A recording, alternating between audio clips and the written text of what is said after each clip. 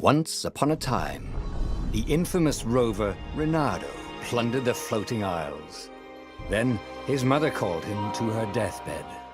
"Swear to me that you won't die on the gallows," she rasped. Reluctantly, he swore. And he whiled away his days at home with music, cards, and wine. But the Emperor had changed. He'd been good once, a shy, almost humble toad. He'd built universities. Then people started whispering about mass graves in the woods, midnight rituals, victims screaming. The Imperial Ravens would round up entire villages, and no one ever returned. The Ravens had come to Ubar scouting for ancient books said to be of great power. But the librarians had hidden the books, so they'd burnt the librarians. The citizens, outraged, had driven them off. The Ravens had come back with dropships. The kid had fled with one of those books. He was brave and dumb and wanted to join the rebellion. And Reynardo had promised his mother he'd protect him. The kid was looking down, watching his city burn. "Sorry, kid," Reynardo told the kid. "Look, if we give them the book, they'll leave you alone." "My mother died for this book!" "I promised her I'd protect you." Oh, damn it. The kid had run off. With the book, of course. So Reynardo had to run after him.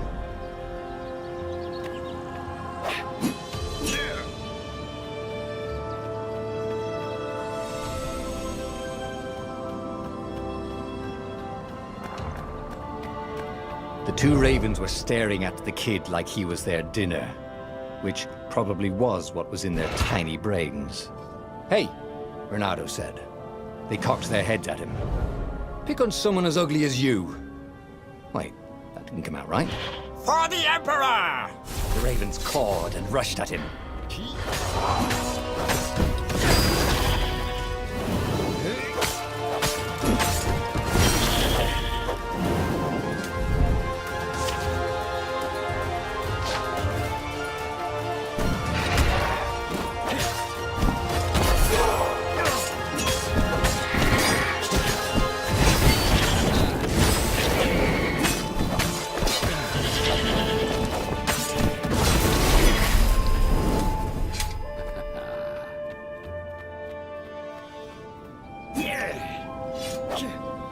A dropship flew overhead.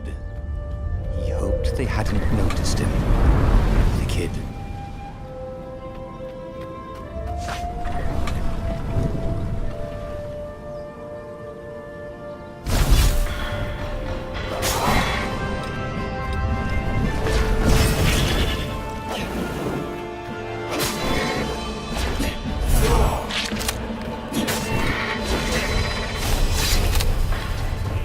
Oh, right.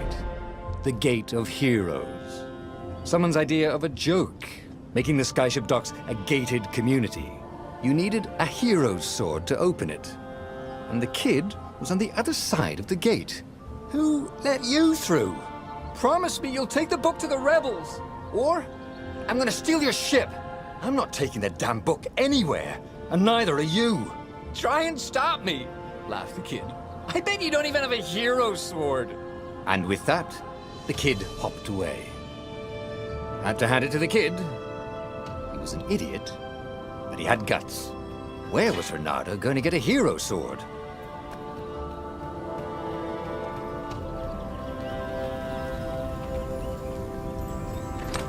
Ore and wind essence? That sounds about right. I'll need a workshop, though. Perfect.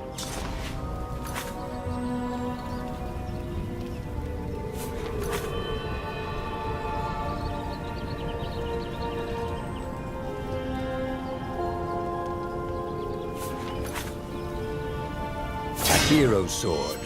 QED.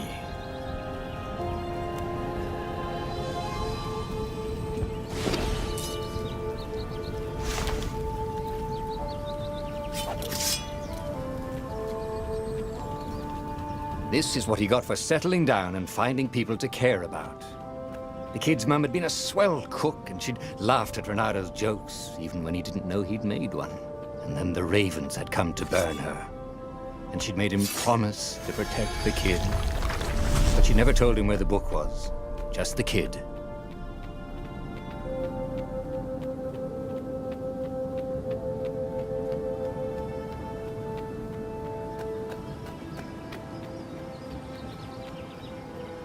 He came up to a ledge. It was too far to jump. There'd been a bridge here before, hadn't there? And there was Peter, giggling at him. "How'd you get across?" he asked the kid. "Where'd you find a hook?" "I hopped," said the kid. Wise-ass kid. "Hey, look out behind you!" "Cute," said Renado. Ah, ravens.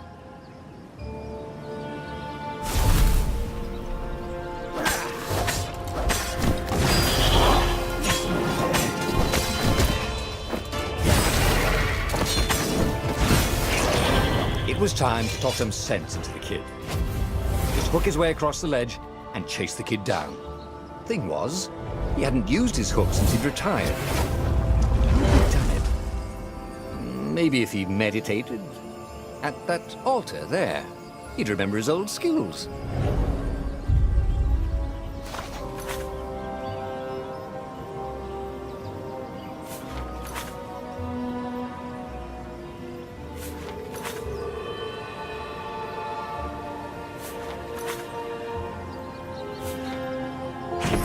Starting to come back to him.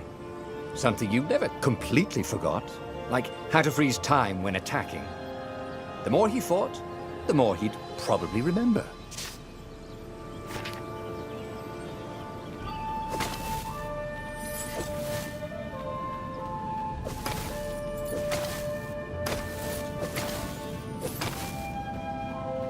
And there was the Farfarer. She was the fastest ship he'd ever known. She could do the Kestrel run in 12 furlongs. Oh, so the salesman had told him. And something told him the kid was about to walk into an ambush. "Stop!" he shouted. "I'm not giving you the book!" shouted the kid, and took off. "No! Peter!" But the kid ran for it, and a goggler nailed him with its eyepiece.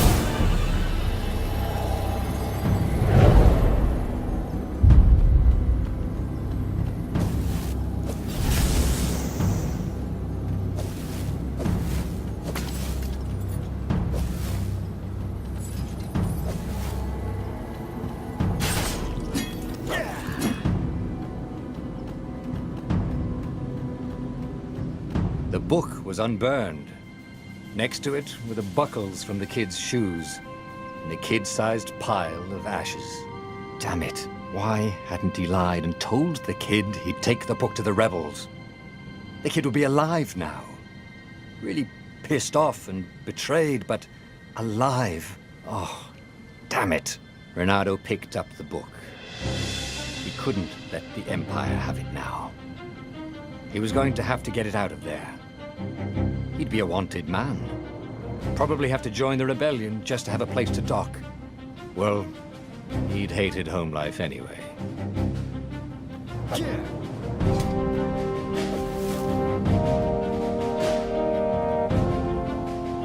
What was the big deal about this book anyway? Maybe he should open it and find out. All that had been years ago. How many? The war was a blur, and now 3 Raven scout ships were chasing him. Where are you running, rebel? Cawed the Raven captain over the loud hailer. Renado could see them cranking up their catapults. "Just going out for milk?" Renado yelled back. Where can you run? Laughed the Raven horribly. Far behind him, another city was burning. The dark cloud above its island was thousands of Imperial ships.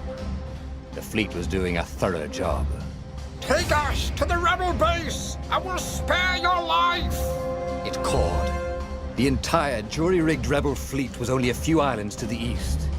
Beyond that were only the pillars of heaven, a sea of endless blood-colored tornadoes. The rebellion was out of time. Unless Reynardo could bring a game changer. Maybe he could. Reynardo had found out where he could find the pieces of the Sky Ripper, the legendary weapon that had exiled the lost gods. Surely a legendary weapon could win the final battle. On the other hand, his old friend Lapino had sent Reynardo a desperate message saying he had a brilliant scheme to save the rebellion. If Reynardo could only rescue him. Reynardo dived the Farfarer towards the abyss. As he felt the heat of the jet stream, the Raven ships peeled off, not stable enough to follow him down there. Now it was time to choose. Lapino or the Sky Ripper? Ah, Lapino. Apparently, the Mad Rabbit had sold a Pegasus that he did not exactly own. Lapino always wiggled out of trouble, given time. But he was out of time. The Ravens had figured out that Lapino was a rebel spy. If the fleet reached him first, they'd string him up for that. Never mind the winged horse.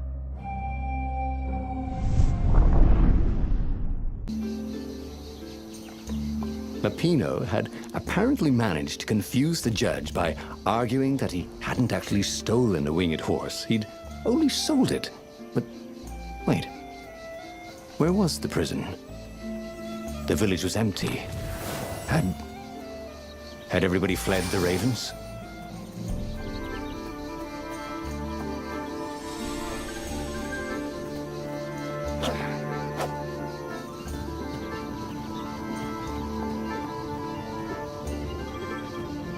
This was much easier than free climbing.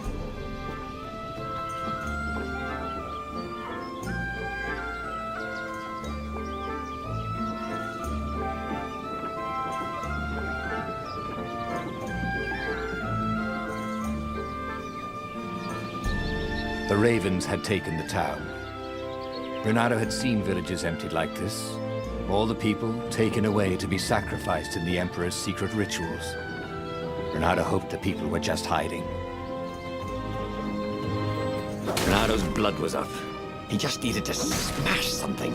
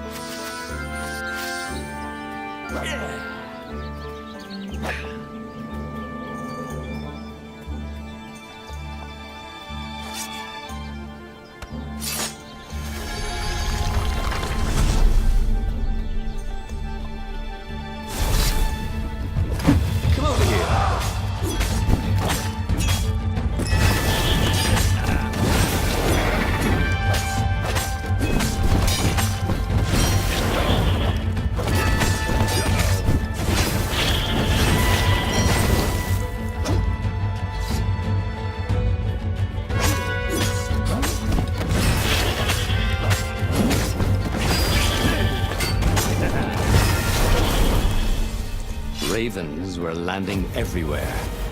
The advance guard. He'd better get moving. If they got to Lapino first, they'd eat him for breakfast. Or a snack. Ravens weren't picky. If they got hungry, they sometimes forgot to interrogate their prisoners. Even top spies like Lapino. Where had the Mad Rabbit got to?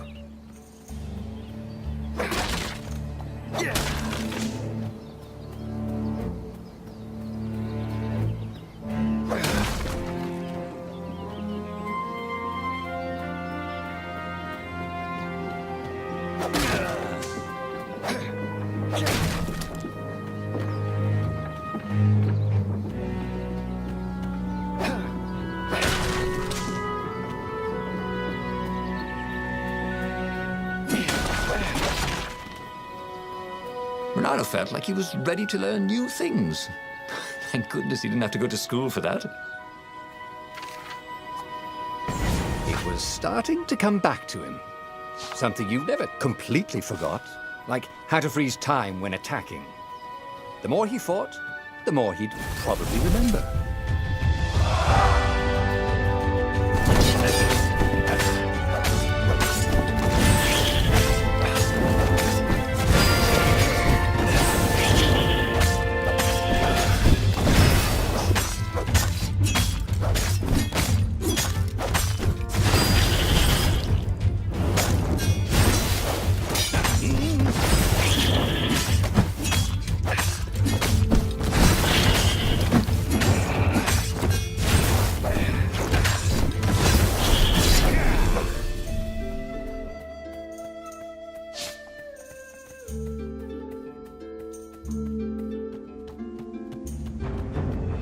Renato felt a chill run down his back.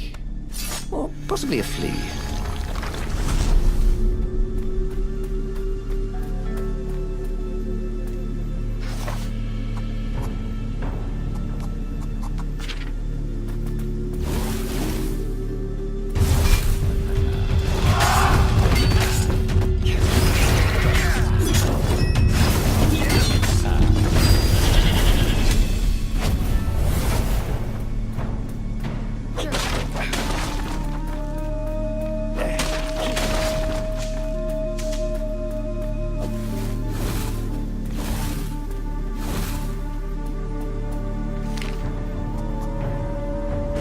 Missed his old skills.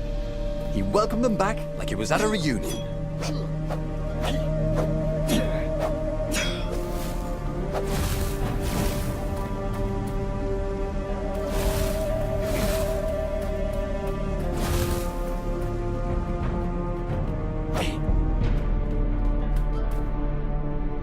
Dirty and bloody, Renato finally reached Lapino. The rabbit was practicing his shuffle. Renato recognized the cards. It was Lapino's favorite deck. Oh, I thought you were in danger. I am. The ravens are coming. Oh, the prison thing. Right, yeah, see, this guard owed me 53 ducats, so we made a deal. They're very reasonable people, actually, for weasels. Now, I got a brilliant plan to kidnap Zenobia. We capture Zenobia, we find out what she knows, and that's the whole war right there. Easy peasy, lemon squeezy. Capture the Emperor's greatest general, who also happened to be a deadly sorcerer and, oh, his only daughter. That would be worth it. On the other hand, he could still get to the core of the Sky Ripper, even if he couldn't get the whole thing. It must have great power.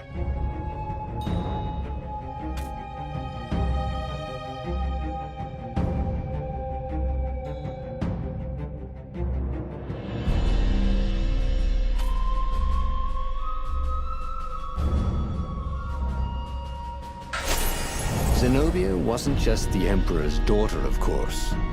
She'd been Renato's best friend in Sword Fu school. And you're still mad for her, the rabbit reminded him. They'd been close. She'd told him things no one else knew. But she'd never told him who she really was. She knows all the Emperor's plans, chuckled the master spy. She won't give them up easily. She'll tell the interrogators, all right, said Lapino. Taking her would change the game, all right.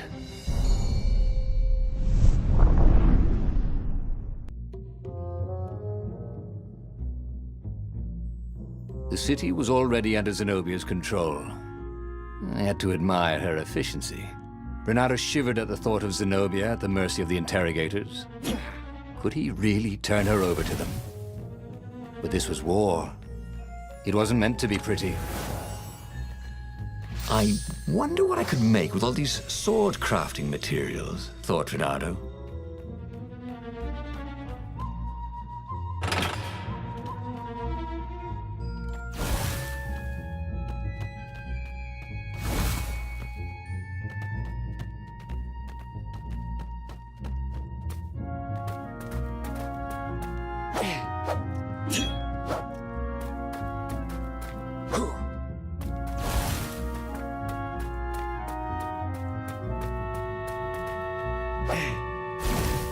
Can't we just agree to disagree?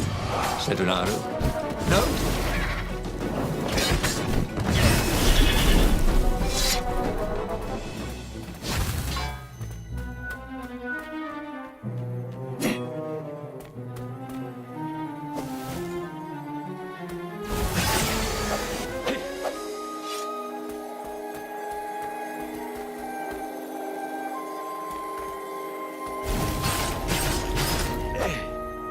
You blinked.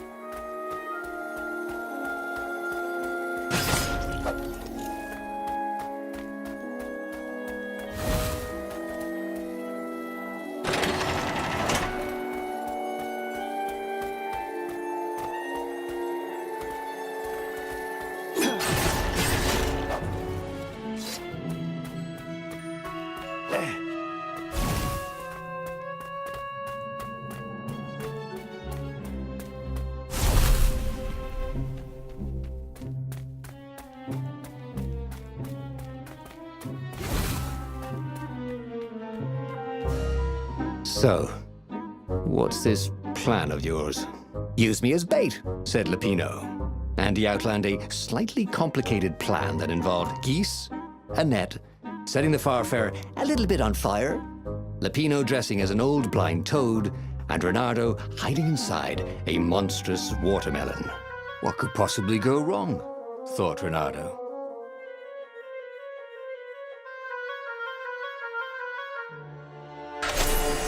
Oh, this is gonna be fun. Said Lupino as he ran to go set up his marvelous plan. A crafting bench. Reynardo wondered what he could make with it.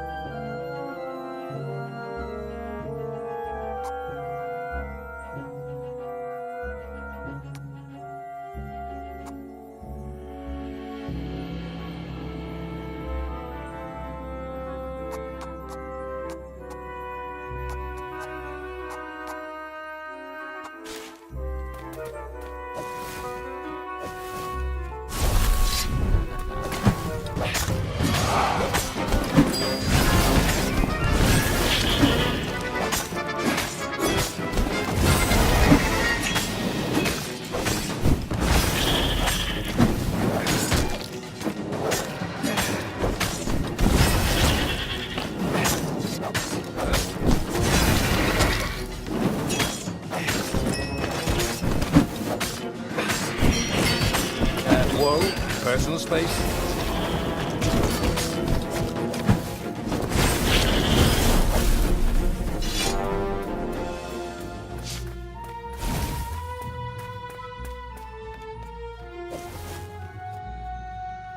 Reynardo felt dubious about the whole plan. With every step, he was waiting for it all to go horribly wrong. But against all odds, Lupino's idiotic plan worked. Zenobia's ravens ran off after the geese, the net dropped, and Reynardo jumped out of the watermelon and put his sword to Zenobia's throat. "Reynardo," she said, "are those new scars? They look good on you. You never returned my velvet jacket. It was my favorite. You look stupid in velvet. Oh, what does an imperial princess know about style? Oh, get a room, you two," said Lupino. But the fleet was coming on fast, so they put Zenobia on the Farfarer and took her east over the Nexus. She'd vanished from Swordfu School, from his life, without even saying goodbye, without ever telling him she was the Emperor's adopted daughter. Ah, Lupino was right, Reynardo thought reluctantly. She knows things. She recognized his look. "You're taking me to the interrogators, aren't you?" she said, wide-eyed. And then she jumped, with horror. Reynardo saw Zenobia plummeting. Then he saw the Nexus below them. Cats always land on their feet. "Ah, she'll head for the Imperial outpost," yelled Lupino. "You have to catch her."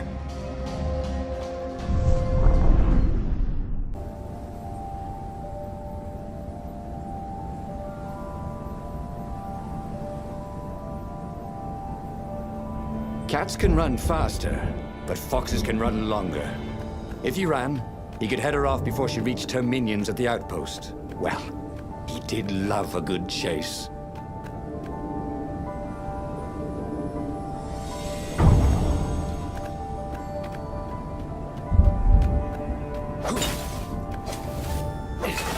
Renata felt a little better.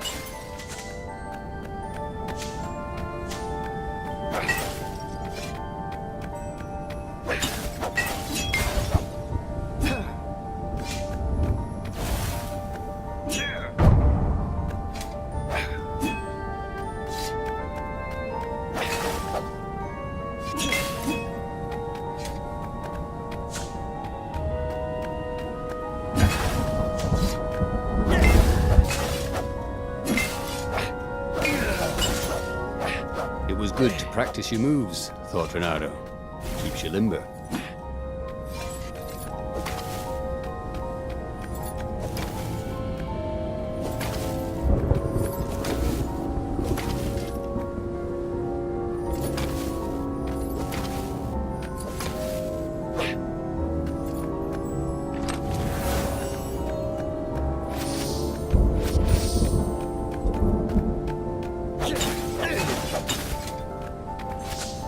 You know, ore is pretty heavy to carry. You know what's not? A new sword.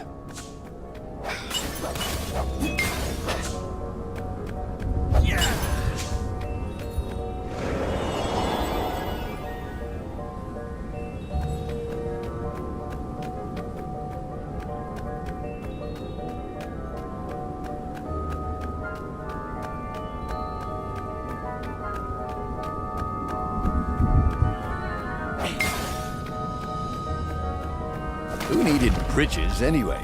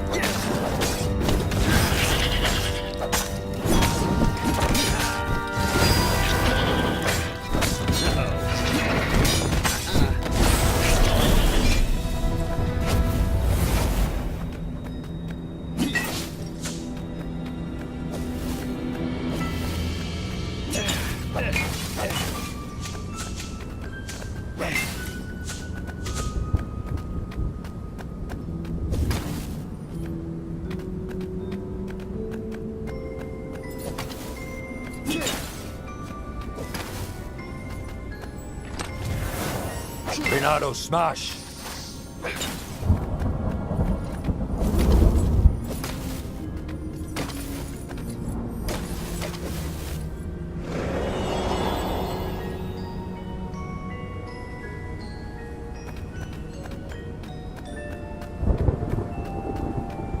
He was closing on her. He could smell her fear.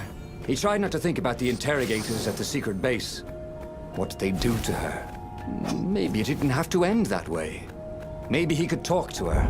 But, after all, there were worse things the Imperials had done to friends of his.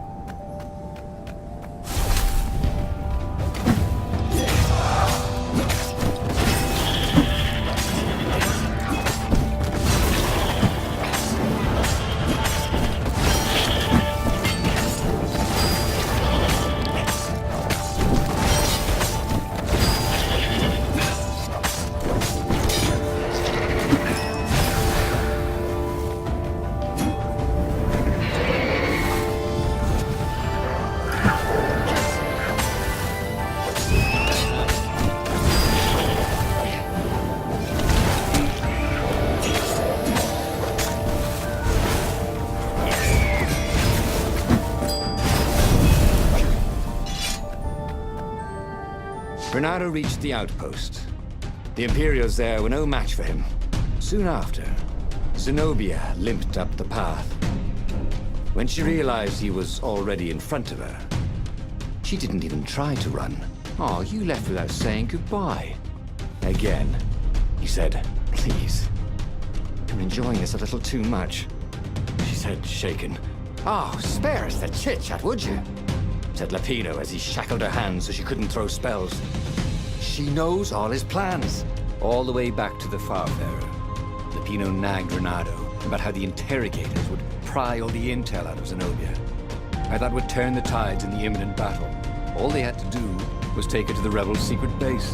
Renato didn't like to think about what the interrogators would do to her. Couldn't he just talk to her?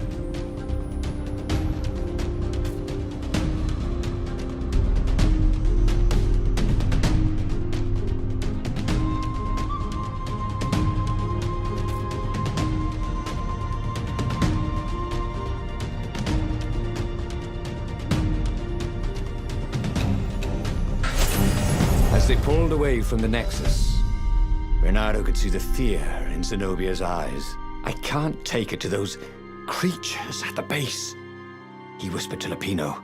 "Ah, you've gone soft. Soft in the head. We captured her for what she knows. I'll take her to the mountains. Tell all the horrible things the Emperor's done. Yeah, believe me, she'll turn." And he turned the wheel. "The hell you will!" shouted Lapino, and he grabbed the wheel back from him. The two of them wrestled for control of the ship. It shot off like a mad sparrow. Suddenly, Renato was falling.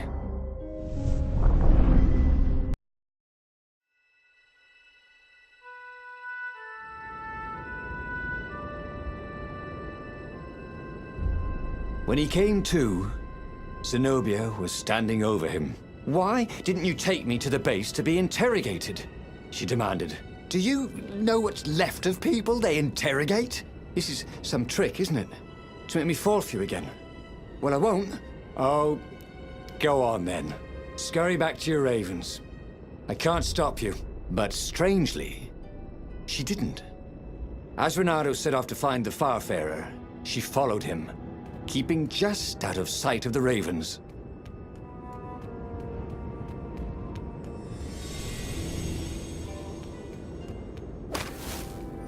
That was always a rush.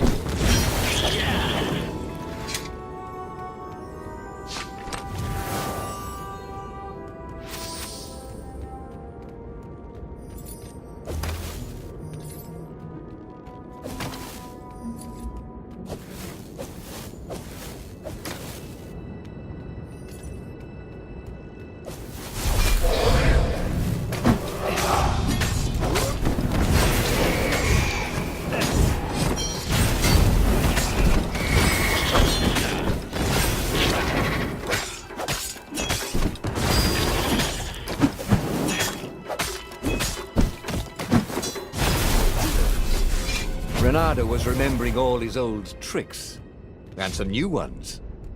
Now, he really ought to ask for a raise.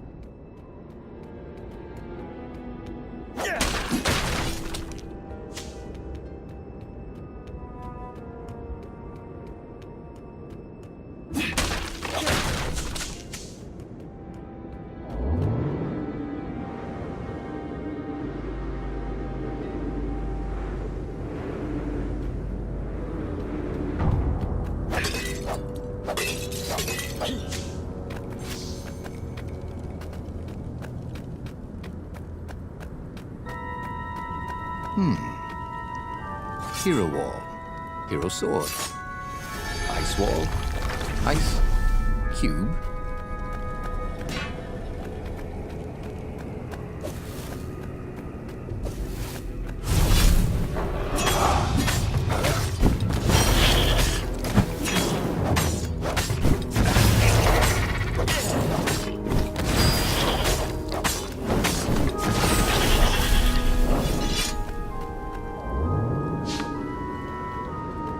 Reynardo had always wanted a flying carpet.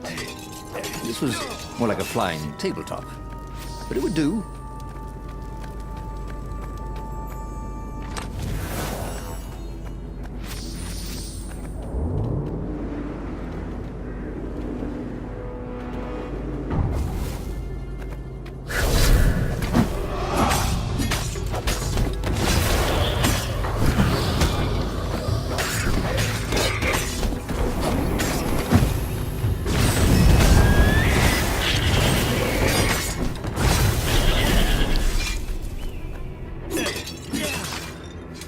As Reynardo stopped to sniff the wind, Zenobia came up, still mad. Did you really think you'd just talk me into betraying my father? Oh yeah, sure, that was exactly my plan. Then why aren't you even talking to me? Because I've never talked you into anything in my life. They're gonna court-martial you for letting me go. He caught a whiff of the Farfarer. Wet rope, tar, and a cask of Scobel ale he'd spilt last year. It was that way.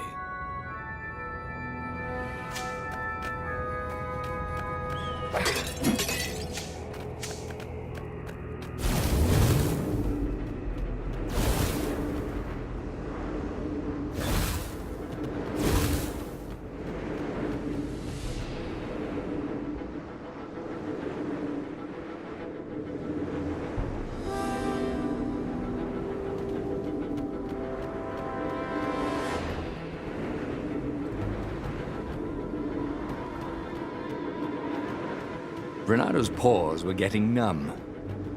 Calaveras really didn't want company, did he?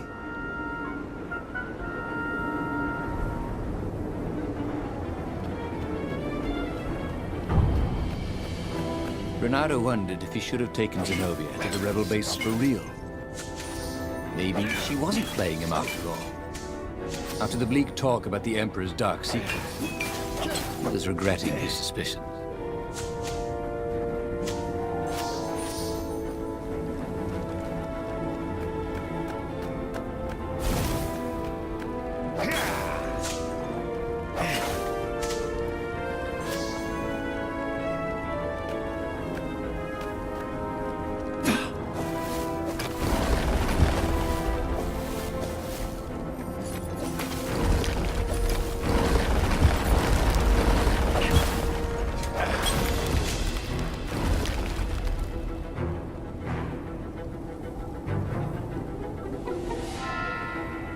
Sure enough, the Farfarer had crashed in some rocks.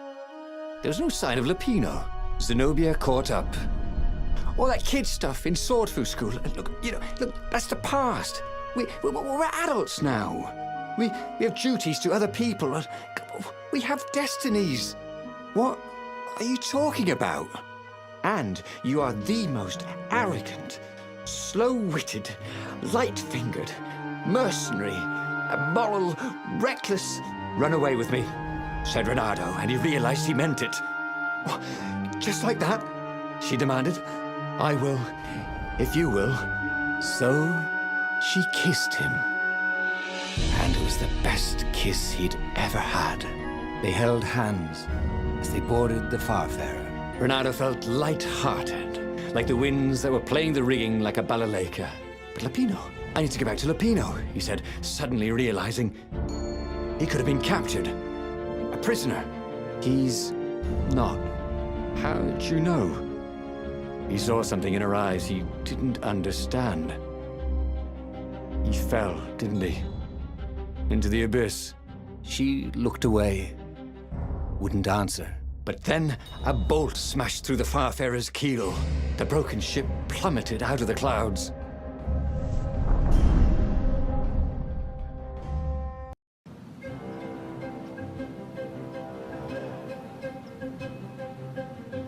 Reynardo picked himself off the deck. They were alive. We have to get to my private ship, she said. Do you trust me? I guess I must, he said. You go on ahead. Clear the path, she said. I can't kill my own soldiers. He wanted to say that he didn't trust her, that he had no idea what he was getting into. But he had no choice, did he? He was following his heart. That's what it means to be a hero. You had to follow your heart.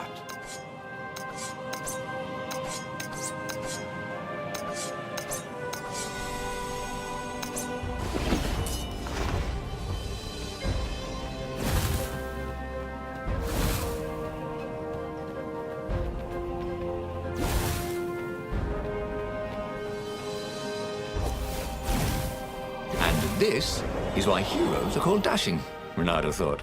See? Dashing? Get it?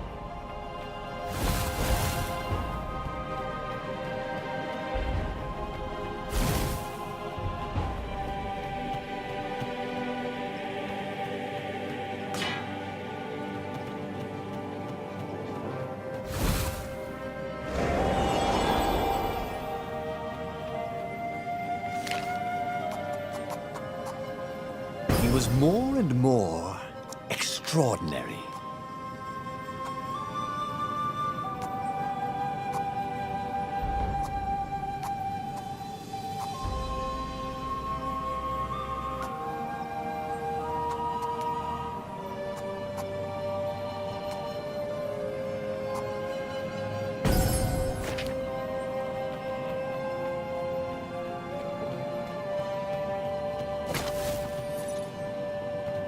The portal was heavily guarded. It must go someplace they really didn't want it to go.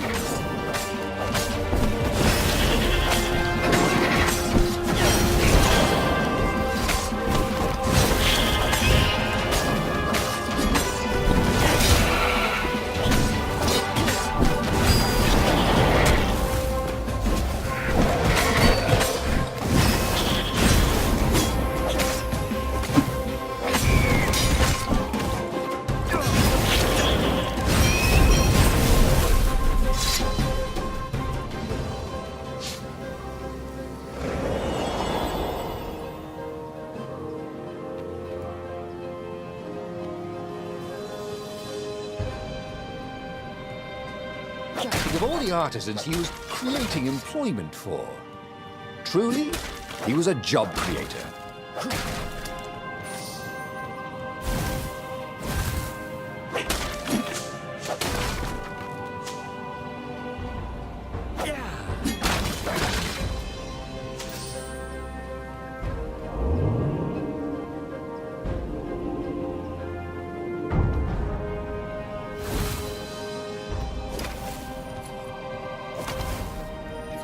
He was sort of yanking his own shape, wasn't he?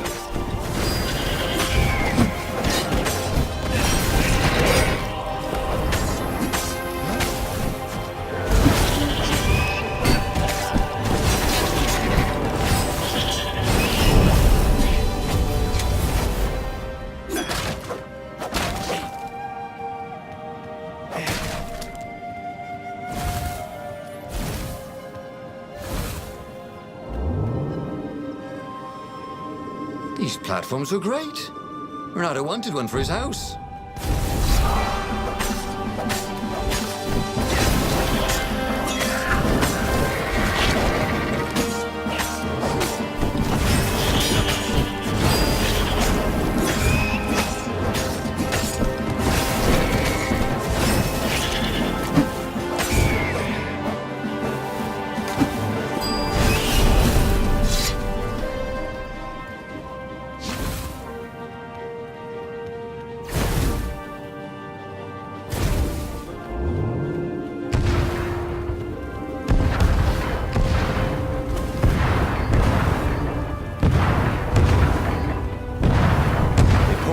To catch their breath. It was strange to be so close to her. What are you thinking? He asked. I'm trying very hard not to think. Me too, he said. Up ahead, he could see the thin silver of Zenobia's personal ship. It looked fast.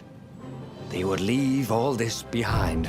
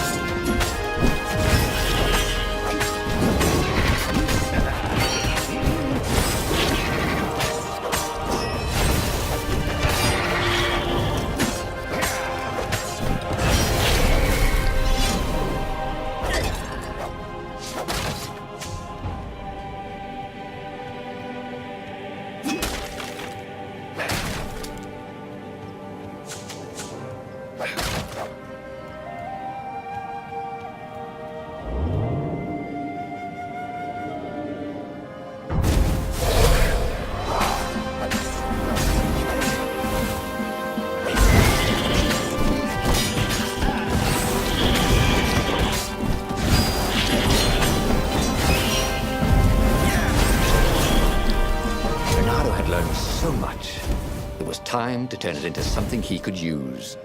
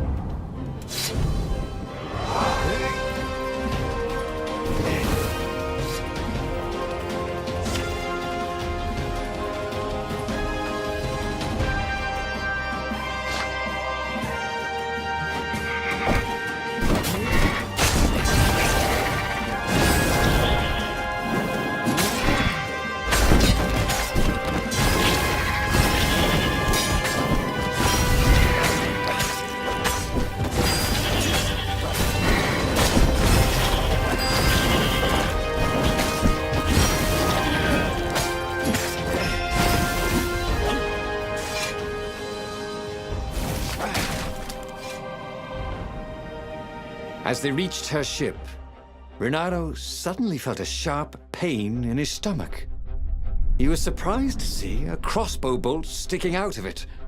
I was going to lead the Empire to our secret base, said Lapino.